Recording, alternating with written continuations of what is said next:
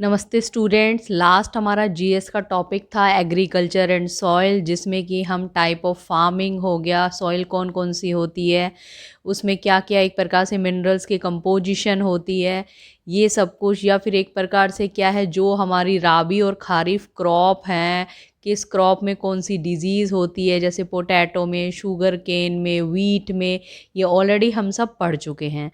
तो आज की जो हमारी वीडियो है उसमें मेनली हम फोकस करेंगे कि एग्रीकल्चर और सॉइल से रिलेटेड हमारी गवर्नमेंट ने कौन कौन सी अभी तक स्कीम चलाई है। तो इसमें आपको किन चीज़ों पे ज़्यादातर फोकस करना है। पहली बात तो वो जो स्कीम है वो लॉन्च कब हुई, ठीक है, किस ईयर में हुई, किस मिनिस्ट्री के अंडर हुई, साथ के साथ उसके ऑब्जेक्टिव्स क्या थे, और एट प्रेजेंट 2024 या 25 में अगर उसमें कुछ अमेंडमेंट हुए हैं तो वो कौन कौन से हैं।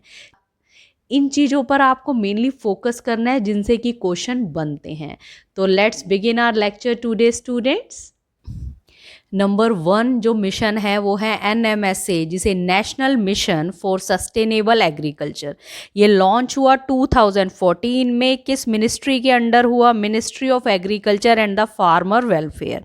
इसका मेन ऑब्जेक्टिव क्या था कि सॉइल एंड वाटर कंजर्वेशन।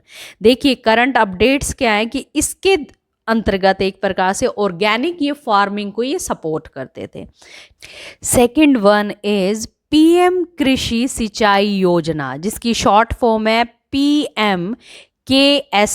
कई बार क्या होता है शॉर्ट फॉर्म के उससे एक प्रकार से क्वेश्चन आ जाता है कि इसकी फुल फॉर्म बताइए। तो इसकी फुल फॉर्म क्या है? पीएम कृषि सिंचाई योजना। जब पहला वाला सस्टेनेबल एग्रीकल्चर 2014 में लॉन्च हुआ था तो एक साल के बाद ये सिंचाई योजना, कृषि सिंचाई योजना पीएम आया था। लॉन्च ईयर फिर क्या हो गया? 2015। मिनिस्ट्री क्या है इसमें? देखिए इसमें जॉइंट इम्प्लीमेंटेशन था, मिनिस्ट्री ऑफ जल शक्ति, क्योंकि सिंचाई का मतलब क्या है? एक प्रकार से इरिगेशन, जल देना। तो ministry of Jal Shakti as well as the ministry of agriculture, इन दोनों का जॉइंट इम्प्लीमेंटेशन था। ऑब्जेक्टिव क्या था इसका? इसका ऑब्जेक्टिव था हर खेत को पानी, हर खेत को पानी मिलना चाहिए। यह मेन ऑब्जेक्टिव था। कई बार होता है हर खेत को पानी, ये किस मिशन के अंतर्गत आया, इस प्रकार से क्वेश्चन आ जाता है। ठीक है, तो हर खेत को पानी किसके अंतर्गत आया? पीएम कृषि सिंचाई योजना के अंतर्गत हुआ है। वाटर यूज एफिशिएंसी एक प्रकार से इनका मेन मोटिव था। करंट अपडेट क्या है? करंट अपडेट क्या है? अब सिंचाई किसके थ्रू देंगे? एक प्रकार से माइक्रो इरिगेशन ये प्रोग्राम चलाते थे, जैसे कि ड्रिपिंग करना, स्प्रिंकलर, इन सब का ज़्यादा से ज़्यादा यूज़ करना चाहिए। ठीक है, वाटर कंजर्वेशन पे भी ये लोग फोकस करते थे। ये दो हो चुके हैं। अब third one is that is soil health card scheme, जिसे हम SHC भी बोलते हैं, सॉइल हेल्थ कार्ड स्कीम। देखिए इसका जो लॉन्च ईयर है वह भी सेम है 2015। मिनिस्ट्री क्या है? Ministry of agriculture and the farmer welfare. इसका मेन ऑब्जेक्टिव क्या था? भाई सॉइल हेल्थ कार्ड स्कीम से मतलब क्या है कि जो किसानों की जो खेतों की जो मिट्टी होती थी ना, उसकी एक प्रकार से जांच की जाती थी, उसकी लेबोरेटरी जांच की जाती थी। ये पता लगाया जाता था कि ये सॉइल कितनी फर्टाइल है, इसके अंदर कौन सी आप खेती कर सकते हो, कौन सा फर्टिलाइज़र आपको यूज़ करना चाहिए, आपको यूरिया को कम यूज़ करना चाहिए, और नाइट्रोजन, फॉस्फोरस, पोटेशियम उसमें कितने कितने अमाउंट में पड़ा हुआ है, और इसके कंपोजिशन के आधार पर आप कौन सी यहाँ पे क्रॉप या खेती उगा सकते हैं। तो ये सब कुछ पता लगता था इस सॉइल हेल्थ कार्ड स्कीम के थ्रू। मतलब मेन ऑब्जेक्टिव क्या हो गया? सॉइल फर्टिलिटी की जानकारी देते थे। दूसरा बैलेंस यूज ऑफ फर्टिलाइजर, इसको एक प्रकार से वो लोग प्रमोट करते थे। ठीक है, करंट अपडेट क्या है 2024-25 में कि डिजिटल सॉइल हेल्थ कार्ड आने लगे हैं। ठीक है, माइक्रो न्यूट्रिएंट्स पर बहुत ज़्यादा फोकस करती है हमारी गवर्नमेंट। वो कहती है यूरिया को कम यूज़ करो, माइक्रो न्यूट्रिएंट्स पे ज़्यादा ध्यान दो। साथ के साथ विलेज लेवल पर सॉइल टेस्टिंग लैब्स तक भी अवेलेबल हैं। ओके, क्लियर हो गया।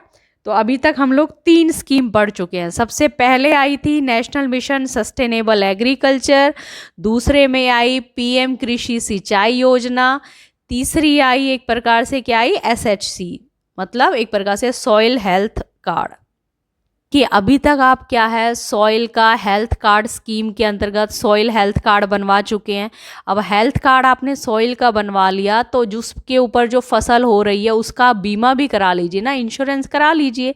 तो नेक्स्ट जो आया वो क्या आया, पीएम फसल बीमा योजना, जिसे शॉर्ट फॉर्म में बोलते हैं PMFBY। शॉर्ट फॉर्म पे भी आपको पूरा फोकस करना है।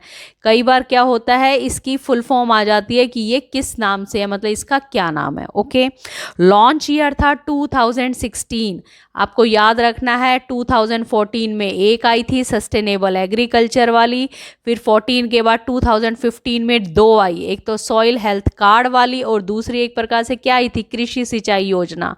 और 2016 में एक आई है इंश्योरेंस, ठीक है, जिसे हम फसल बीमा योजना भी बोलते हैं। मिनिस्ट्री क्या है, मिनिस्ट्री सेम है, एग्रीकल्चर एंड फार्मर वेल। इस योजना का मेन ऑब्जेक्टिव क्या था, यह ऑब्जेक्टिव था कि जो क्रॉप लॉस हो जाती है, मान लो किसी कारणवश ज़्यादा बारिश हो गई या कम बारिश हुई, उसके कारण फसल खराब हो गई। फसल खराब हो गई तो जो किसानों की इनकम है वो एक बिल्कुल ज़ीरो के बराबर हो जाती है, उन्हें बहुत बड़ा लॉस होता है। तो इसलिए एक प्रकार से उनकी फसल का इंश्योरेंस करा लिया जाए तो किसानों की जो इनकम होती है वो प्रोटेक्ट हो जाती है अगर क्रॉप का लॉस भी हो जाए तो। ठीक है, नेक्स्ट वन इज पीएम किसान सम्मान निधि योजना। देखिए इसका लॉन्च ईयर था 2019, मतलब 2016 के बाद सीधा 2019 में आई थी पीएम किसान सम्मान निधि योजना। मिनिस्ट्री सेम है, ministry of agriculture and the farmer welfare. इसका मेन ऑब्जेक्टिव क्या था कि जो स्मॉल फार्मर्स होते हैं उनको किसी तरह एक प्रकार से इनकम का सपोर्ट करना। ठीक है, इसमें करंट अपडेट क्या है, सबसे पहली बात तो जो किसान होता है उसको EKYC बनवानी पड़ती है, वो बहुत ज़्यादा मैंडेटरी होती है। उस नेक्स्ट वन इज इसके अंदर DBT बेस्ड पेमेंट होती है, मतलब direct benefit transfer. That DBT means direct benefit transfer. इसमें क्या होता है, गवर्नमेंट सीधा पैसा भेजती है कि जो किसान के अकाउंट में, तभी तो उसका EKYC करवाते हैं, तो सीधा पैसा वहाँ आता है, मीडिएटर कोई नहीं होता है, जिससे कि पैसा एक प्रकार से खाया भी नहीं जाता। इसके अंदर गवर्नमेंट कितना पैसा दे, मतलब पर ईयर। आपको ये चीज़ याद रखनी है कि पीएम किसान सम्मान निधि योजना के अंतर्गत पर सालाना मतलब एवरी ईयर 6,000 रुपीज़ दिया जाता है। ठीक है, next scheme is nano fertilisers. Nano fertiliser जिसे हम नैनो यूरिया, नैनो DAP इसके नाम से भी जानते हैं। देखो जो नैनो यूरिया है वह आया था 2021 में, जो नैनो DAP है ये आया था लेटर फेज में। ये मिनिस्ट्री किसके अंतर्गत है, इसकी मिनिस्ट्री डिफरेंट है, याद रखिए। Nano fertiliser, nano urea, nano DAP इसकी मिनिस्ट्री है, ministry of chemical and fertilisers. इसका मेन ऑब्जेक्टिव था कि जो एक्सेस यूरिया यूज़ होता है ना उसको एक प्रकार से किसी तरह कम कर देना, जिससे कि जो सॉइल की हेल्थ है वो एक प्रकार से प्रोटेक्ट रहती है। ठीक है, आजकल करंट अपडेट में क्या है, जो नैनो DAP है ना उसको प्रमोट कर रहे हैं, उसका प्रमोशन हो रहा है और अवेयर करा रहे हैं किसानों को। अवेयरनेस कैंपेन चल रहे हैं, ऐसे प्रोग्राम्स चल रहे हैं अवेयरनेस वाले। ठीक है, इसके कीवर्ड्स मेनली क्या है, इससे क्या होगा, यूरिया कम यूज़ होगा तो क्या होगा, जो सॉइल पोल्यूशन है वो एक प्रकार से रिड्यूस हो जाएगा, लो इनपुट एग्रीकल्चर हो जाएगी, साथ के साथ फर्टिलाइज़र एफिशिएंसी बढ़ेगी। Okay students, next one is जैसे ये 2021 में आया नैनो यूरिया, इसी प्रकार से नेक्स्ट 2021 में आया है डिजिटल एग्रीकल्चर मिशन, जिसे हम एग्रीस्टैक भी बोलते हैं। डिजिटल एग्रीकल्चर मिशन एग्रीस्टैक, इसका लॉन्च ईयर था 2021। मेजर पुश हुआ, मेजर इसमें पुश हुआ 2024 से 2025 में। मिनिस्ट्री क्या है, ministry of agriculture as well as the farmer welfare.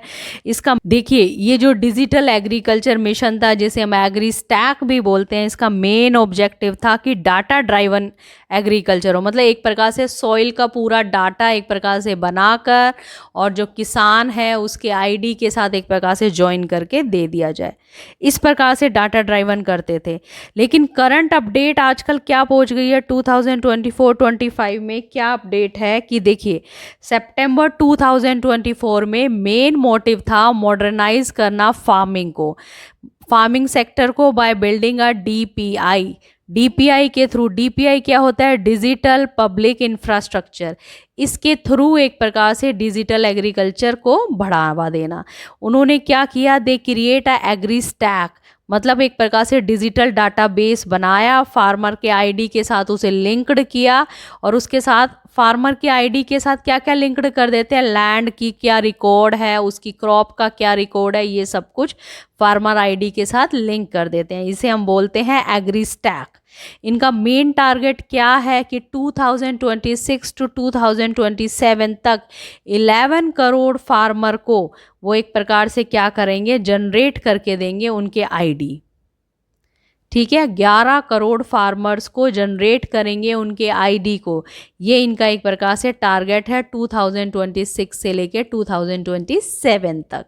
One is NMNF, मतलब national mission on natural farming, national mission on natural farming. इसका लॉन्च ईयर था, याद रखिए, अभी लॉन्च हुआ है 2023 में, इसकी एक्सपेंशन हुई है 2024 और 25 में, मतलब 24-25 में एक प्रकार से नेचुरल फार्मिंग वाला, और साथ के साथ एग्री स्टैक जो कि आईडीज़ होते हैं उनके साथ उनका रिकॉर्ड अटैच कर रहे हैं। ये दोनों मिशन अभी चल रहे हैं। ठीक है, मिनिस्ट्री क्या है, ministry of agriculture and the farmer welfare. इसका मेन ऑब्जेक्टिव क्या है, नेचुरल फार्मिंग का, केमिकल फ्री फार्मिंग, सॉइल की जो हेल्थ होती है उसको एक प्रकार से इम्प्रूव करना, और साथ के साथ लो कॉस्ट फार्मिंग होना। ठीक है, करंट अपडेट क्या है, इसमें करंट अपडेट क्या है, मेनली वो काउ बेस्ड इनपुट पे फोकस करते हैं कि जो फर्टिलाइज़र है वो एक प्रकार से काउ बेस्ड इनपुट होने चाहिए। ठीक है, ट्रेनिंग देते हैं, सर्टिफाई करते हैं, एक प्रकार से सर्टिफिकेशन, और नेचुरल फार्मिंग को वो बहुत ज़्यादा फोकस करते हैं। इसका मेन मोटिव क्या है, सॉइल सस्टेनेबिलिटी। ठीक है, इस चीज़ पर ये ज़्यादा से फोकस करते हैं। तो आज के टॉपिक को हम यहीं पे फिनिश करते हैं। इससे रिलेटेड एक क्वेश्चन आ ही जाता है, हमें कोई भी टॉपिक नहीं छोड़ना है क्योंकि एक एक क्वेश्चन हमारे लिए बहुत ज़्यादा इम्पोर्टेंट है। तो आपको क्या करना है, स्कीम को ज़रूर याद कर लीजिएगा। इनका लॉन्च ईयर कौन सा है, मिनिस्ट्री ज़्यादातर ऑलमोस्ट सबकी सेम है, 2 मिनिस्ट्री डिफरेंट आई है, वो आपको याद करनी है। एग्री स्टैक बहुत इंपॉर्टेंट है, उस पर आपको पूरा फोकस करना है। थैंक यू स्टूडेंट्स, मिलते हैं नेक्स्ट वीडियो के साथ। धन्यवाद।